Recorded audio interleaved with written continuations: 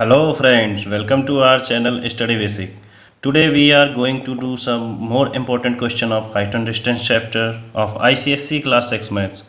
Not only ICSC board, it will be helpful any other board like CBSC, UP or any state board. So now let's start my video.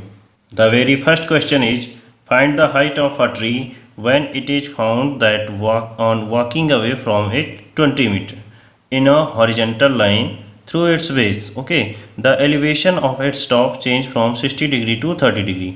It means ये कह रहा है कि height जो हमें बतानी है ट्री की, जिसमें हम यहाँ इस बेस से ये 60 डिग्री से यानी 60 डिग्री एंगल ऑफ एलिवेशन से जब 20 मीटर चलता है बेस से दूर जाता है तो 30 डिग्री का एलिवेशन फिर से हो जाता है, चेंज हो जाता है. तो हमें हाइट बतानी है. तो हम क्या करेंगे, सबसे पहले हाइट को हम h मान लेते हैं. ठीक है, अब मान लेते हैं कि ये जो है 2 पॉइंट C एंड D, ये C से D तक जाता है 20 मीटर. अब हमें सबसे पहले क्या करना है, हाइट जानने के लिए क्या करेंगे, tan 60 का यूज करेंगे. इसको x मान लेते हैं. ठीक है, यानी जो पहले जितनी डिस्टेंस पे खड़ा था यानी 60 डिग्री को, उसको x मान लेते हैं, इसको h मान लेते हैं. तो tan 60 degree is equal to perpendicular upon base, यानी ये थीटा के सामने की साइड क्या होती है, परपेंडिकुलर होती है, ये बेस हो जाएगा. तो h/x हो गया.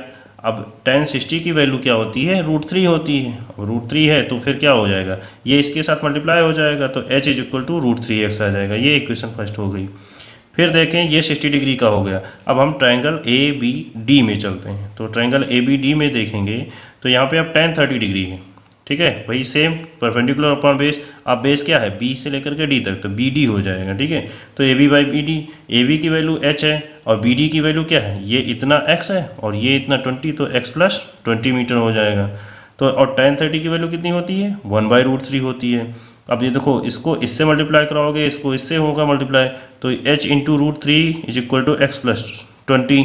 तो यहाँ पे h की वैल्यू क्या आ जाएगी, x प्लस 20/√3. ये आपका सेकेंड इक्वेशन हो जाएगा.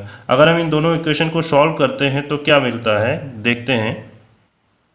क्योंकि यहाँ पे हमें दिख रहा है कि h यहाँ पे भी हमने जाना है, h यहाँ पे जाना है, तो अगर हाइट एक ही है तो ये इक्वेशन और ये इक्वेशन इक्वल होने चाहिए. इट मीन्स तो हम यहाँ पे क्या करेंगे, उनको इक्वल कर देंगे, यानी √3x और x प्लस 20/√3 इन दोनों को इक्वल कर देंगे. ये √3 इधर डिवाइड में इधर जाएगा तो मल्टीप्लाई में हो जाएगा, और अगर ये मल्टीप्लाई में हुआ तो क्या होता है, √3 इंटू √3 क्या होता है, 3 होता है. ये मैंने बताया है कई बार, इसमें एक्सपोनेंट मेथड लगता है.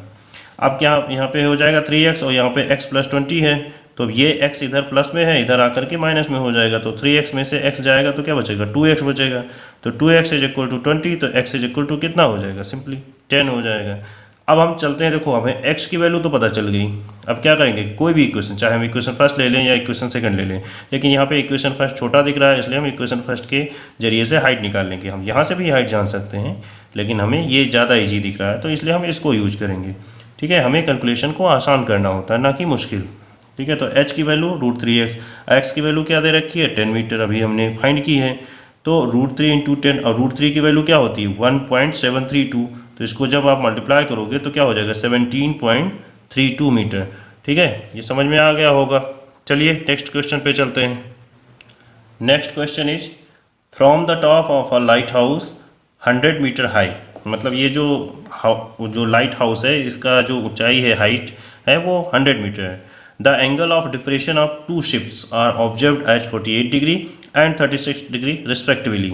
Find the distance between the 2 ships in the nearest metre if the ships are on the same side of the lighthouse and the ships are on the opposite sides on the lighthouse.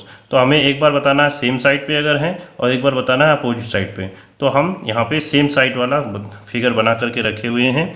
Opposite side जैसे यहाँ पे है तो एक यहाँ रखोगे, एक ऐसे इधर बना दोगे, तो ये सेकेंड अपोजिट साइड वाला हो जाएगा. अपोजिट साइड का मैंने डायरेक्ट आंसर लिख दिया, क्योंकि वो आप आसानी से जान सकते हो. जब बिल्कुल सेम है, उसमें प्लस करना है, इसमें माइनस करना है, अभी देखेंगे आगे. ठीक है, हमें इसमें क्या बताना है, देखो यहाँ पे एंगल ऑफ डिप्रेशन दे रखा है 48 डिग्री और 36 डिग्री. ठीक है, ये आपका 48 डिग्री हो जाएगा और ये आपका जो हो जाएगा 36 डिग्री हो जाएगा. ये चीज़ हो जाएगी। अब ये कैसे आप इसको एंगल कैसे बनाना होता है, देखो यहाँ पे 36 डिग्री लिखना है तो हम जो ये लाइन ड्रा करेंगे तो इससे ये वाली लाइन टच होनी चाहिए, और यहाँ पे जब 48 डिग्री लिखना है तो हम यहाँ से ये वाला लाइन टच कर देंगे। तो एंगल ऑफ डिप्रेशन ये मैंने पहले बताया है कि क्या होता है, इक्वल होता है, क्योंकि यहाँ पे अल्टरनेट एंगल बनेगा, ठीक है। क्योंकि दो पैरेलल लाइन जब कोई ट्रांसवर्सल लाइन कट करती है तो वो अल्टरनेट एंगल्स उसके क्या हो जाते हैं, इक्वल हो जाते हैं। तो अब हम क्या करेंगे, सबसे पहले ट्रायंगल ABC को देखते हैं। तो ट्रायंगल ABC में tan 48 डिग्री की वैल्यू रखेंगे, तो यहाँ पर AB बाई BC, और AB की वैल्यू क्या है 100 है, और BC हमें जानना है। तो 48 डिग्री की वैल्यू क्या होती है 1.1106 होती है। ये पीछे टेबल में है, ये मैंने कई बार बता दिया है आपको कि जैसे बुक में आप आंसर से पहले आप आ जाओगे, इसकी टेबल पूरी है तो वहाँ पे आप ये 48 डिग्री की वैल्यू देख सकते हो। आप लोग अगर कहोगे तो मैं इस पर भी एक वीडियो बनाऊंगा कि कैसे हम टेबल में देखेंगे वैल्यू को, ठीक है। चलिए अभी हम ये देखते हैं। तो यहाँ पे इसको जो हम सॉल्व करेंगे तो 90.04 मीटर आ जाएगा, ठीक है। अब हम ABD देखते हैं, तो ABD में क्या हो जाएगा, tan 36 दे रखा है, तो tan 36 degree is equal to AB by BD। AB by BD तो 100, AB की वैल्यू 100 है, BD हमें जानना है, तो हम BD, अब यहाँ पे 36 डिग्री की वैल्यू क्या होती है 0.7265, अब ये 100 बाई BD हो गया, तो BD इधर इससे मल्टीप्लाई होगा और ये फिर आ जाएगा डिवाइड में, तो यहाँ BD की वैल्यू क्या आ जाएगी, इसको सॉल्व करोगे तो 137.64 मीटर, ठीक है। पॉइंट के बाद हम वैल्यू 64 नहीं पढ़ते, 64 ऐसे हम डिजिट पढ़ते हैं डायरेक्ट। अब हमें देखो जानना क्या था, पहले हमें जानना है कि डिस्टेंस किसके बीच का, हमें दो शिप्स के, यानी ये शिप है और ये शिप है C&D है, तो अगर ये सेम साइड पे है तो डिस्टेंस हमें जानने के लिए क्या करना होगा, देखो हम इस पूरे से इतना माइनस कर देंगे तो इनके बीच का डिस्टेंस पता चल जाएगा कि नहीं पता चल जाएगा, सिंपल सा पता चल जाएगा। तो हम क्या करेंगे BD माइनस BC कर देंगे, ठीक है, BD माइनस BC। तो यहाँ पर क्या हो जाएगा, BD की वैल्यू कितनी है आपकी 137.64 और BC की वैल्यू कितनी है 90.04 मीटर, तो इन दोनों को जब सब्ट्रैक्ट करोगे तो आएगा 47.60 मीटर, ठीक है, जिसको हम अप्रॉक्सीमेट, क्योंकि उन्होंने क्या कहा नियरेस्ट मीटर में लिखना है तो 48 मीटर हो जाएगा आपका। और ऐसे ही हमें अगर अपोजिट साइड वाला बताना है तो सिंपल सा उसमें क्या करेंगे, अब ये सपोज करो, एज्यूम करो अगर कुछ ऐसे यहाँ पे बना होता तो ये यहाँ पे ये वाला अगर हम यहाँ पे रख देते हैं तो ऐसे इन यहाँ इतना डिस्टेंस हो जाता प्लस इधर भी डिस्टेंस हो जाता, तो क्या होता, सिंपली सी बात है, यहाँ से यहाँ तक अगर डिस्टेंस हमें देखना है तो ऐड होगा, यहाँ पे डिस्टेंस क्या माइनस हो रहा था तो ऐड कर देंगे सिंपल इन्हीं दोनों वैल्यू को, तो आएगा 227.68, जिसको अप्रॉक्सीमेट हम क्या लिख देंगे, अप्रॉक्सीमेट में 228 मीटर। आई होप ये भी क्वेश्चन आपको समझ में आ गया होगा। चलिए नेक्स्ट क्वेश्चन पे चलते हैं। Next question is from the top of a cliff 60 metre height the angle of diffraction of the top and bottom of a tower और object to be 30 degree and 60 degree, find the height of the tower. हमें यहाँ पे दे रखा है कि एक हम top of a Cliff, यानी ये अगर एक क्लिफ है तो हम यहाँ से देखते हैं इसकी जो हाइट है वो 60 मीटर है, यहाँ से एंगल ऑफ डिप्रेशन, यानी यहाँ से अगर हम देखना शुरू करते हैं तो क्या देखते हैं कि 30 डिग्री और 60 डिग्री कब हम ऑब्जर्व करते हैं टावर, ठीक है, बॉटम ऑफ एक टॉप, ये टावर का टॉप है और ये टावर का बॉटम है, तो इन दोनों को ऑब्जर्व करते हैं तो एक आपका बनता है 30 डिग्री और एक बन रहा है 60 डिग्री, ठीक है। तो हमें यहाँ से इसकी हाइट बतानी है, ठीक है, इसकी हाइट हमें जाननी है, find the height of the tower. तो ये क्लिफ है और ये टावर है, ओके। तो जैसे let AB be the cliff and CD be the tower, मैंने लिख दिया है। अब ट्रायंगल ABC में क्या होगा, ट्रायंगल ABC में tan 60 डिग्री की वैल्यू AB बाई BC यानी परपेंडिकुलर अपॉन बेस, तो यहाँ पे 60 बाई BC। अब BC की वैल्यू जाननी है तो क्या करेंगे, अब √3 is equal to 60 by BC, यानी tan 60 की वैल्यू क्या हो जाएगी √3, तो यहाँ पे BC की वैल्यू क्या हो जाएगी, ये इधर जा करके मल्टीप्लाई में हो जाएगा, ये इधर आ करके इधर जब इधर चला आएगा तो डिवाइड में हो जाएगा, ठीक है, तो 60 बाई √3 आ जाएगा। ये ऐसा क्या होगा, क्योंकि BC मल्टीप्लाई बाय जब √3 लिखोगे तो अब अगर हमें BC को यहीं पे रखना है तो ये मल्टीप्लाई नहीं हो गया, तो मल्टीप्लाई हो गया तो इधर आ जाएगा तो डिवाइड में हो जाएगा। ऐसे ही हम ADE देखेंगे तो BC की वैल्यू तो पता चल गई है, ठीक है, यानी हमें ये पता चल गया है।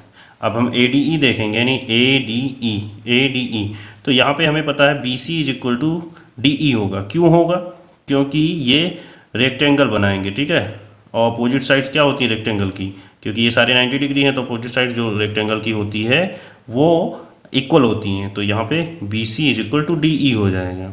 अब BC DE की बात करेंगे तो यहाँ पर tan 30 की वैल्यू क्या हो जाएगी, ए ई अपॉन डी ई, तो tan 30 की वैल्यू क्या है 1/√3, और यहाँ पे ए ई हमें जानना है और डी ई की वैल्यू क्या है अभी हमने निकाला है, जैसे बी सी जितना होता है उतना ही डी ई होता है, तो 60/√3, तो ए ई बाय 60/√3, ठीक है। अब ए ई की वैल्यू क्या हो गई, उसी को हम 60/√3, अब ये जो है यहाँ पर इधर जा करके इससे मल्टीप्लाई हुआ तो ये अब आ जाएगा डिवाइड में, जैसे कि अभी इधर भी बताया था। तो अब ये √3 को हम इसको क्या करेंगे, रेसिप्रोकल कर देंगे, क्योंकि मल्टीप्लाई का साइन लगाने के लिए, तो ये हो जाएगा 1/√3, 60/√3 1/√3, ये इन दोनों को मल्टीप्लाई कर दोगे तो 60 और √3 को √3 से मल्टीप्लाई करोगे 3, तो क्या हो जाएगा 3 × 20 = 60, तो ये आया 20 मीटर। तो इट मीन्स क्या हुआ, ये हमें कहाँ से कितना पता चला, ये जो है आपका ए ई पता चला, यानी ये इतना जो हाइट है वो पता चल गया 20 मीटर। तो हमें बताना क्या है 40 मीटर, यानी चाहे ये हम जान लें या ये जान लें, क्योंकि ये भी अपोजिट साइड क्या होंगे, इक्वल होंगे। तो हम C D is equal to E B, यानी C D is equal to E B क्यों होंगे, अभी मैंने बताया रेक्टेंगल हैं, ठीक है। तो हमें इसके लिए जानने के लिए क्या करेंगे, ए बी माइनस ए ई, तो ए बी माइनस ए ई करेंगे तो 60 - 20 करेंगे तो हमें 40 मीटर पता चल जाएगा, यानी इसकी हाइट पता चल गई। अब चाहे इसकी हाइट हो या इसकी हाइट हो, क्योंकि ये टावर के इक्वल है, ठीक है, क्योंकि ये पैरेलल है। तो ये रेक्टेंगल में भी मैंने बताया है कि अपोजिट साइड्स इक्वल होते हैं, तो यहाँ पे इसकी हाइट जो हो जाएगी टावर की कितनी हो जाएगी, 40 मीटर हो जाएगी। आई होप ये समझ में आया होगा। तो अगर समझ में आया है तो प्लीज़ इसे लाइक करिए, शेयर करिए एंड सब्सक्राइब करिए, और हाँ बेल आइकन दबाना बिल्कुल भी मत भूलिएगा। मिलते हैं नेक्स्ट वीडियो में, तब तक के लिए बाय बाय, टेक केयर।